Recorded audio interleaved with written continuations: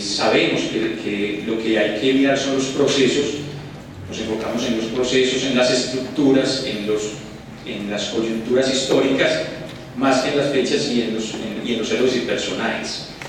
La Escuela de Análisis también revolucionó el estudio de la historiografía en el mundo, en cuanto previamente solo se hacía estudio de hechos sociales y políticos y militares, eran batallas, héroes, como les decía. Ahora con la Escuela de Análisis todo es susceptible de historiografía. Entonces, básicamente desde la segunda mitad del siglo anterior, la vida cotidiana, la vida sexual, las relaciones de pareja, todo es susceptible de hacer historiografía. Así también la medicina también ha adquirido un auge para el estudio histórico. Lo que buscamos cuando se intenta hacer un enfoque histórico de algún tema es buscar puntos de encuentro, situaciones, como les decía, procesos que se estén dando en mediana o en larga duración, también enseñado por la Escuela de Análisis, y situaciones que se puedan ver a través del tiempo, específicamente en la larga duración. Los historiadores de la medicina, cuando se habla de la relación médico-paciente, han enfocado este tema desde la siguiente perspectiva. Es claro que la relación médico-paciente siempre tiene un fundamento de esta relación, y se han definido varios momentos que se repiten, obviamente cambian con el cambio histórico, pero también se repiten, y son el momento cognoscitivo, el momento operativo, el momento afectivo y el momento ético-religioso. Toda relación médico-enfermo históricamente siempre ha contado con estos elementos. Pedro Laín Entralgo, de pronto uno de los principales historiadores de la medicina, una gran obra, habla que el fundamento de la relación médico-paciente está dado en un binomio, y es que por naturaleza el hombre es un ser requiriente, es un ser que tiene menester de otro ser, y más cuando está en una situación de enfermedad. Entonces hay el primer elemento, y el segundo es que también el ser humano es oferente por naturaleza, y esa oferencia obviamente está plasmada en la existencia del amor. Entonces la conclusión es que el fundamento de la relación médico-enfermo a través de la historia siempre ha sido el binomio menester-amor, que viene a constituir el fundamento de dicha relación. Desde los hipocráticos, en el corpus hipocrático, ustedes saben que eso obviamente fue escrito por muchos autores, pero se conoce como corpus hipocrático. Ahí en el libro de las epidemias se hace ya referencia al triángulo conocido posteriormente como triángulo hipocrático, que es el arte se compone de tres cosas, obviamente enfermedad, enfermo y médico. En cuanto al momento cognoscitivo, que de pronto podemos llamar el diagnóstico, es lo que hacemos en este momento, pero que históricamente no se puede decir o afirmar que siempre la relación médico-enfermo ha llegado a un diagnóstico, pero sí ha habido siempre un momento cognoscitivo. Ese momento cognoscitivo lo que busca es una relación no dual sino diádica, o sea, una relación íntima entre un ser que está captando la realidad de otro ser. Y efectivamente, mirando en la evolución histórica, pues obviamente los griegos, la medicina griega, donde de pronto lo iniciamos como paradigma de la medicina moderna, veían el mundo como la relación entre un macrocosmos y un microcosmos, que era regido por un orden superior, y ese macrocosmos y ese microcosmos eran susceptibles de ajuste por parte del ser humano, por parte de una persona que desde ese tiempo ya era un médico. Cuando había ese desajuste se presentaba la enfermedad, que vamos a ver un poco más adelante cómo la percibían ellos. Para los griegos la catástasis es esa percepción, es ese conocimiento de un ser sobre otro, sobre lo que está pasando en el otro, y básicamente en las escuelas hipocráticas lo que se hace es un conocimiento del otro a través de los sentidos, y surgen pues todas esas que han pervivido todos esos signos y síntomas que todavía escuchamos de la fases hipocrática, evaluación de la orina urémica, la espuma de la orina. Desde los griegos se está tomando el pulso, surge la temperatura, o sea, empieza el conocimiento con los griegos utilizando los sentidos. Incluso hay referencias de médicos que percibían con el gusto el cerumen, y algunos eran catalogados como coprófagos. Obviamente hacían evaluación también por el sentido del gusto. Este médico, Alcmeón de Crotona, uno de los primeros médicos griegos, a él se habla del término que ha pasado, pues el concepto que ha pasado a través de los siglos, que pasó a través de los siglos, de la relación o la armonía entre potencias, entre lo húmedo y lo seco, lo frío y lo caliente, lo amargo y lo dulce, desde los griegos, desde antes del siglo V antes de Cristo. Esto va a presentar después variaciones, porque después con Galeno esas potencias serán solo 4, el gusto no aparecerá, y después con Paracelso en el siglo XV volverá a aparecer el gusto. Pero miren que casi 20 siglos se habló de la isonomía de potencias, del equilibrio como causa de salud o de enfermedad.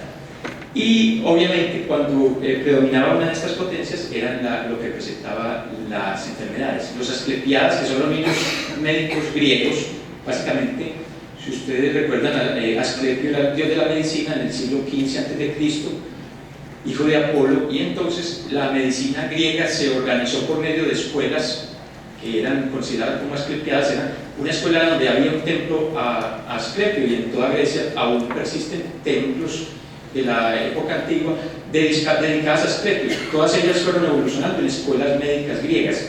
Entonces en estas Asclepiadas se empezó a dar la relación médico-paciente griega. ¿Qué pensaban los médicos de la enfermedad? Que había dos tipos de enfermedad, una que se daba por necesidad y otra por azar. Y la que se daba por necesidad era básicamente incurable, y ahí no había nada que hacer. Los médicos griegos no intervenían al paciente que se consideraba que era una enfermedad por necesidad. Ellos tenían claridad en que solo se intervenía en la enfermedad por azar, era la que era susceptible de ayuda. Para ellos, en cuanto específicamente a la relación médico-paciente, era una medicina individual. Era no tipificadora, pero sí individualista. Era una relación médico con su paciente, pero esa relación tenía diferencia, depende del paciente. Entonces había una medicina para el hombre libre y rico y otra para el esclavo. Básicamente se habla en los textos de Platón y que se ha podido estudiar la relación, que cuando se trataba de manejar una enfermedad en un esclavo, pues lo hacía el esclavo del médico, o máximo un estudiante de una de las escuelas asclepiadas, pero el médico, el profesor de dicha escuela, no trataba a los esclavos sino a los hombres libres. Y tenían la siguiente idea de la enfermedad. Decía, el conocimiento, si ustedes miran lo que era para los griegos el cuerpo humano, todo se reducía a la naturaleza de las cosas, a la physis. Ven la palabra physis, era la naturaleza de las cosas, y esa physis era susceptible de conocerse. Entonces ellos estudiaban todos los elementos de la physis. La physis tenía un carácter divino, o sea, venía de los dioses, y también en esa relación médico-paciente había la idea de la filia. La filia es la amistad y el amor. Para los griegos, en las diferentes escuelas había una filia que podía ser, o filantropía, que era el amor por el otro. Ellos tenían amor por el otro por ser un ser humano, y la filotecnia, que es lo que engrandeció la medicina hipocrática, que es el amor al otro por el medio del curar, utilizando la técnica de modular la naturaleza para que el otro se pudiera curarse. Entonces hay dos acercamientos de la filiación en el mundo griego. Esa filiación, hay reportes pues, que llegaba hasta lo erótico, o sea, la medicina griega. En cuanto al momento operativo para los griegos, miren que es lo mismo que tenemos ahora. El momento operativo se da la diaita, que luego pues, dará origen a la palabra dieta, pero la diaita es la modulación de todo lo que es la relación con el entorno, el régimen de vida, el alimento, el trabajo, las relaciones sociales. Obviamente ellos buscaban la curación en la naturaleza, por eso era tan importante la relación con el entorno. Y había algo que creo que es muy importante, y es que la relación con el hombre libre del médico titular, del profesor de la escuela Asclepiada con el hombre libre era una relación pedagógica. Casi hay algunos textos que muestran cómo los que trataban esclavos decían que a los médicos de los hombres libres casi que querían que ellos fueran médicos. O sea, había una alta concepción de la enseñanza al paciente. Posteriormente, obviamente, vamos a hacer una evolución muy rápida, porque en 30 minutos viene, pero les vamos a mostrar como los puntos claves. El cristianismo primitivo, que se da pues después de Cristo, los primeros siglos después de Cristo, cuando el cristianismo es una isla, cuando es minoría, entonces obviamente como es minoría, al interior del cristianismo hay unas concepciones y unas costumbres muy arraigadas. La enfermedad aparece ya como ocasión de mérito o castigo, y se asocia el término de salud con salvación y enfermedad con pecado.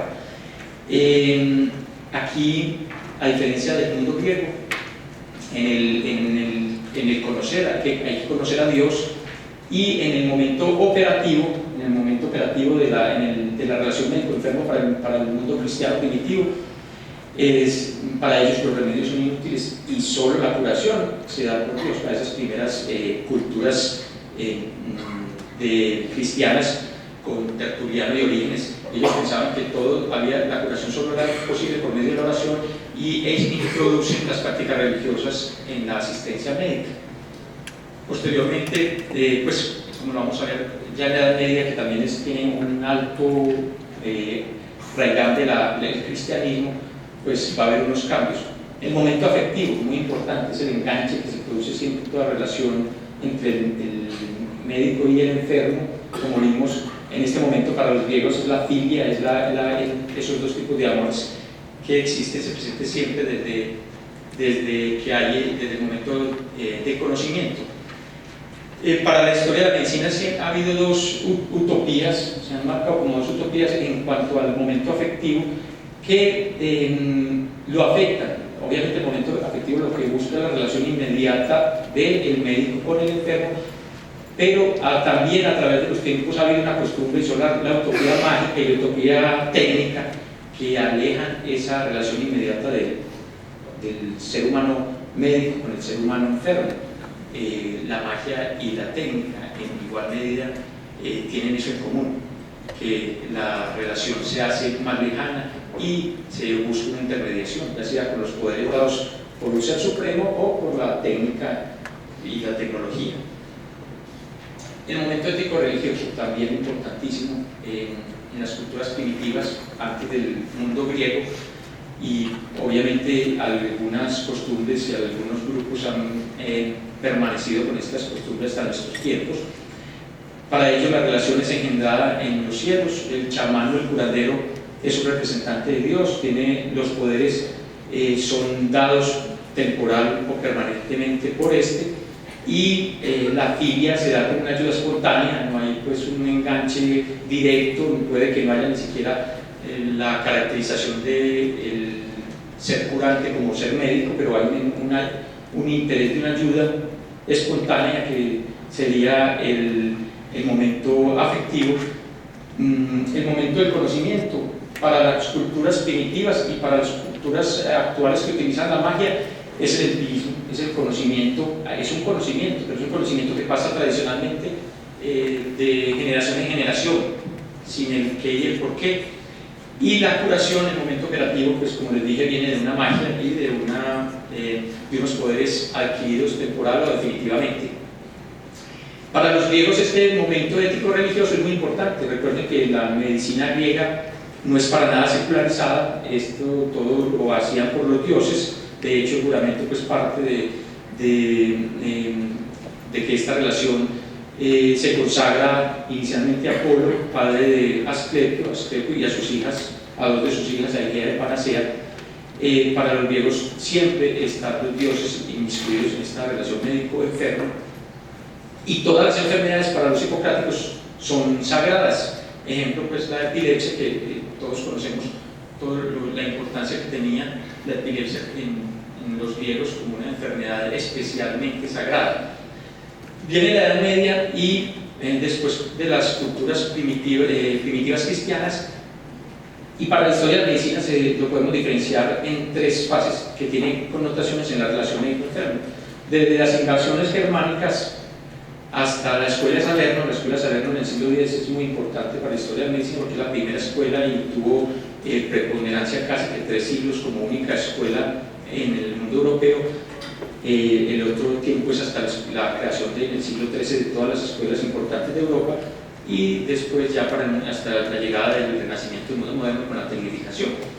Y en cuanto a la relación médico-enfermo, casi que podemos decir que hay una importancia vital en que la medicina unida al cristianismo, y es en qué etapa había médicos seglares y cuándo médicos sacerdotes. En la Alta Edad Media, después de estas culturas primitivas cristianas, todos los médicos eran sacerdotes y la relación médico-enfermo se llevaba básicamente en abadías y templos.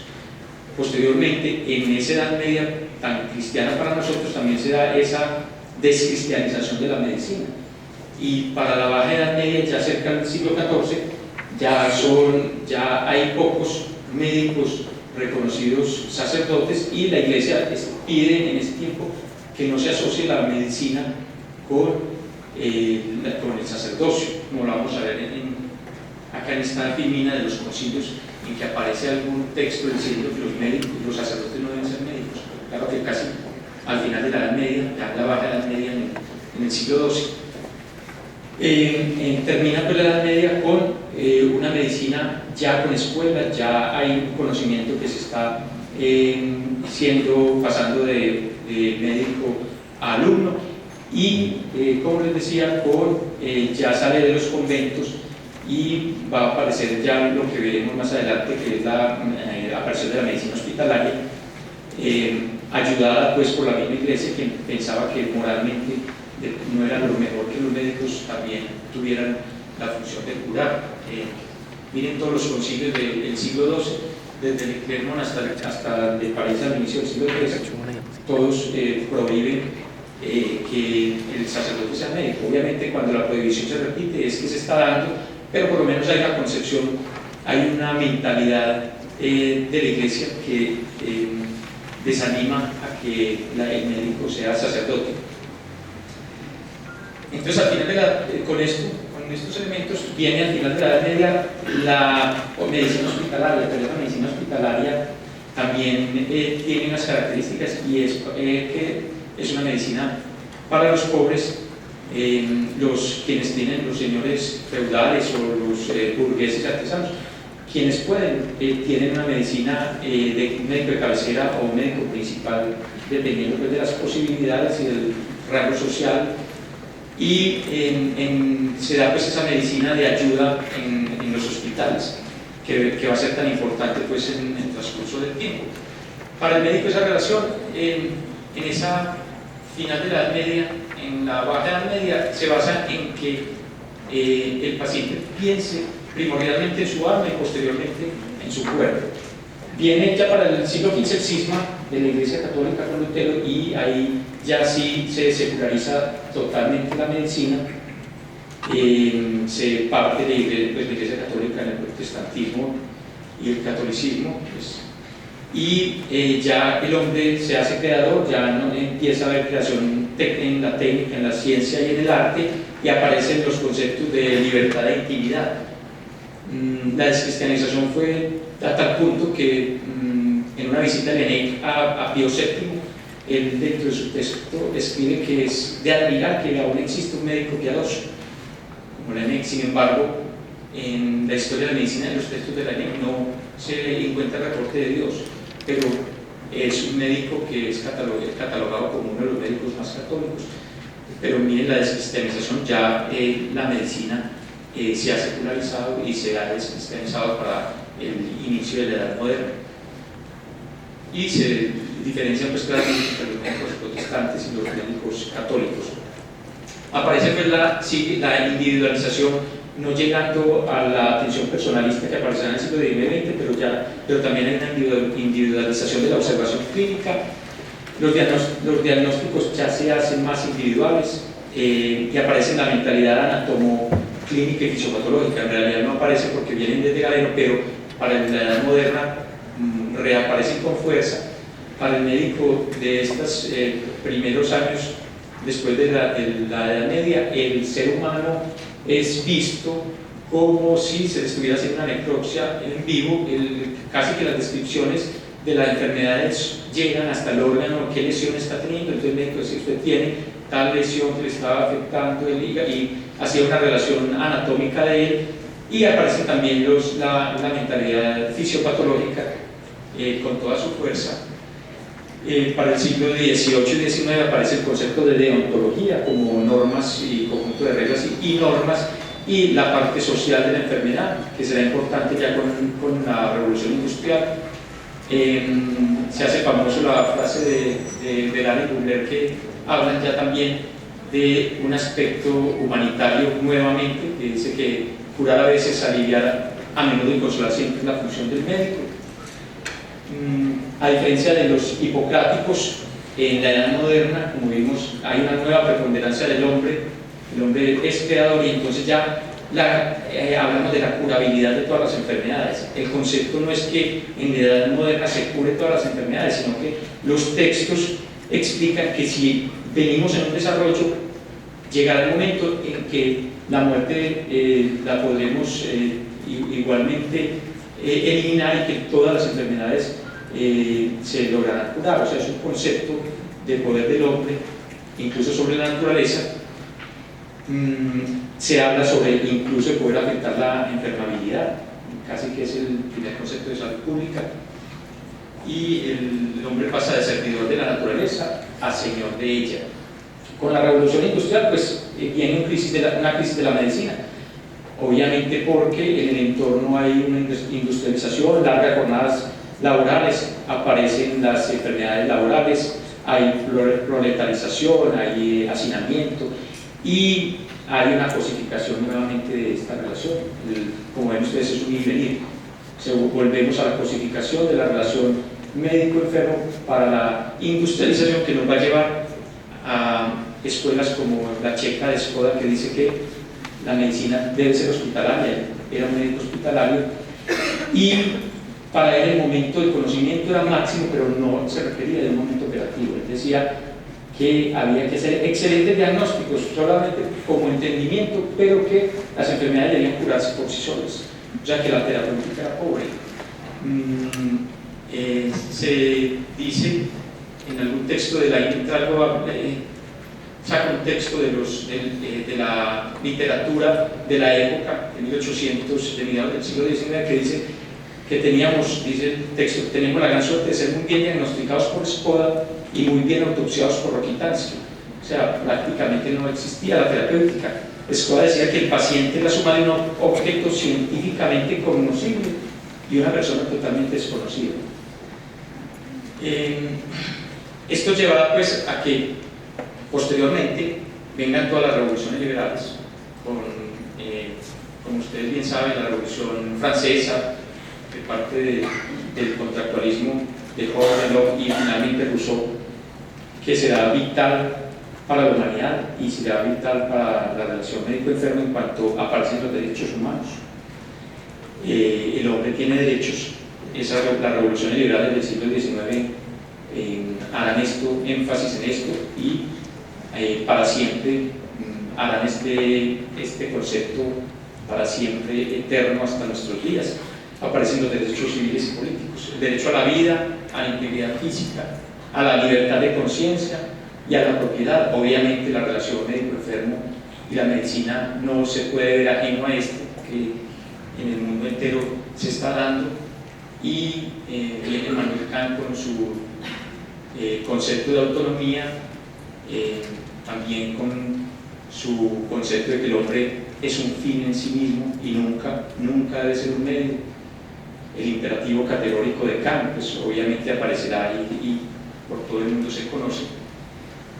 La relación médico-paciente, entonces, para finales del siglo XVIII y para principios del XIX, pues obviamente será una relación secularizada totalmente, con una novedad técnico-cosmológica en cuanto el ser humano se siente un ser superior a su cosmos, con una novedad ético-social en que con esta revolución liberal ya aparecerán los conceptos de que no puede haber más medicina para pobres y medicina para ricos, y con una novedad ética y personal, es que el amor aparece como agente terapéutico. Y esto se verá plasmado ya en el siglo XIX con el primer código de ética en Norteamérica en 1803, Thomas Percival. El método científico ha entrado en la relación médico-paciente con fuerza. Ya la relación médico-paciente también hace parte del método científico, entonces ya el conocimiento es empírico, experimental, todas las características que conocemos del método científico, sistematizado, estandarizado, verificable, y eso lo aplicamos desde ese entonces a la relación médico-enfermo.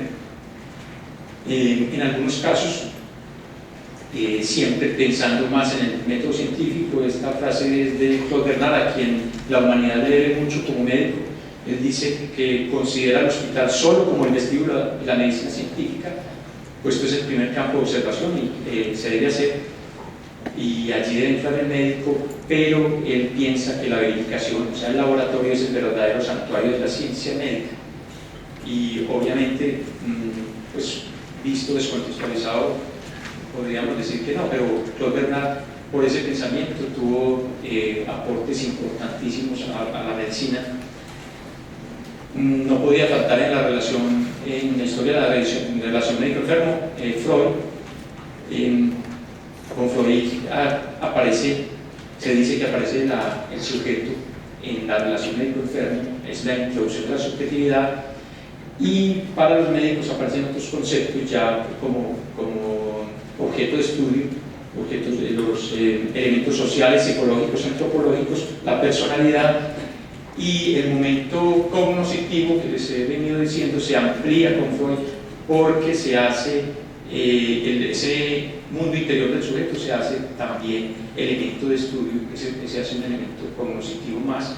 Para Victor von Weizsäcker, quien también tiene unos textos de historia de la medicina, para él dice que con Freud definitivamente, a partir de ese momento, se hace la introducción del sujeto a la medicina. Él hace una explicación, obviamente señala Freud como un elemento más, pero dice que tenía que aparecer porque, como les decía, desde esa época industrial el sujeto venía sufriendo y el sujeto se tenía que expresar de alguna manera, que obviamente no existían las enfermedades somáticas, no existían las enfermedades del sujeto como tal, la neurosis, la histeria, que aparecieron pues a partir de aquí, y que son fruto de todos esos siglos antes en que había proletarización, en que la medicina era cosificada, y que la explosión se dio a partir de la aparición de los trabajos de Freud, quien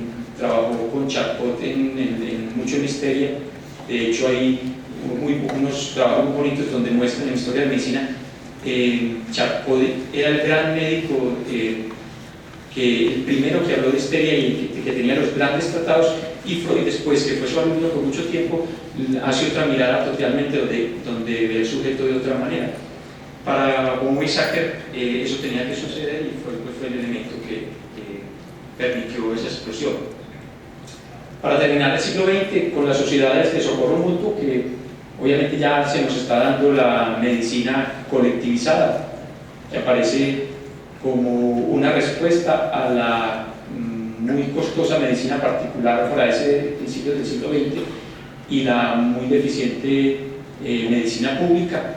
Entonces aparece Bismarck, canciller Bismarck en Alemania, que es referenciado como el primer sistema moderno de seguridad social, y el sistema de Inglaterra, el Servicio de Salud Nacional, donde ya pues, en el mundo entero la medicina se ha colectivizado, y ingresan pues los emporios de seguros a jugar en la relación médico-enfermo.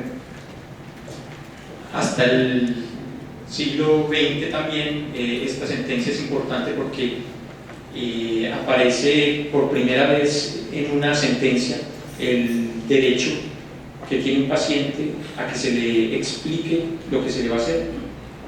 Fue en 1914 contra la Sociedad de Hospitales de Nueva York, un juicio pues, contra un hospital de los médicos por no haber explicado al paciente un procedimiento que le hicieron de más. En 1973 aparece la Carta de Derechos del Paciente. Ahí ya hablamos en todo el mundo del derecho a recibir información, el derecho a la autonomía, el limitar el paternalismo, y al mismo tiempo para 1973 pues hay una explosión de la tecnología en la medicina. Ya hay unidades de cuidado intensivo, ya hay terapias de reemplazo renal, diálisis, técnicas de soporte vital y trasplantes. O sea, ya estamos pues en la medicina contemporánea, donde la autonomía toma su vigor como ausencia de coacción externa, como libertad de elección, como elección basada en la racionalidad, como aceptación de los valores personales de cada paciente. Y estamos viviendo también una transformación de esa autonomía. Ya pensamos que no es una autonomía solitaria, sino que debe ser una autonomía compartida y dialógica. Nuevamente estamos volviendo a potenciar un poco el médico como parte de esa relación.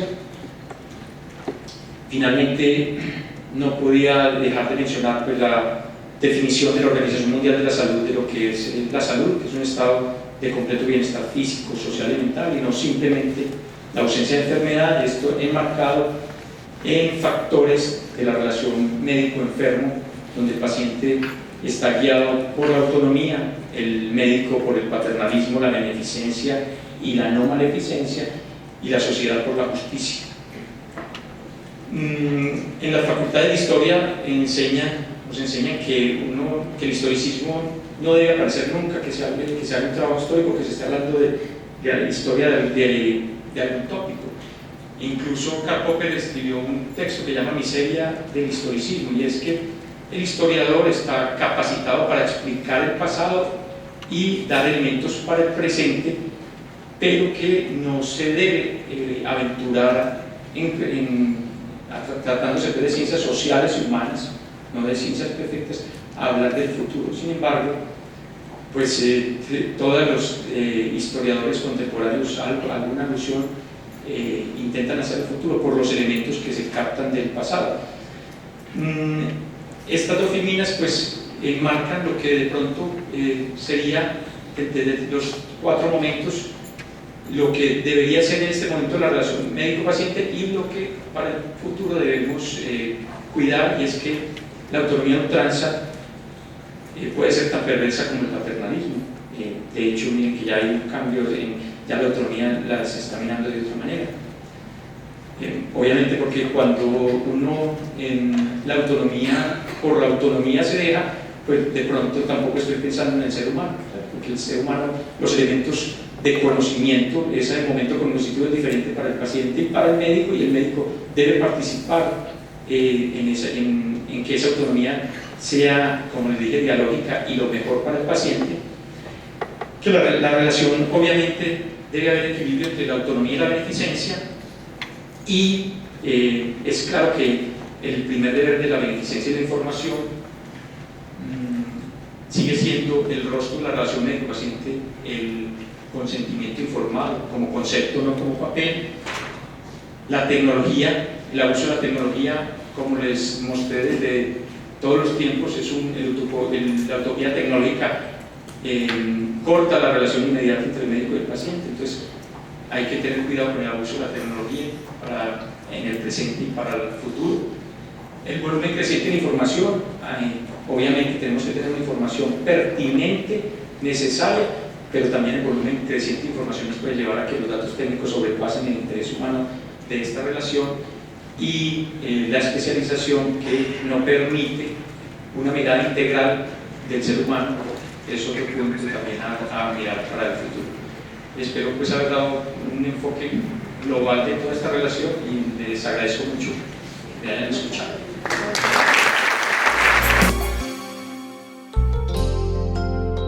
San Vicente Fundación. Una vida entera por la vida.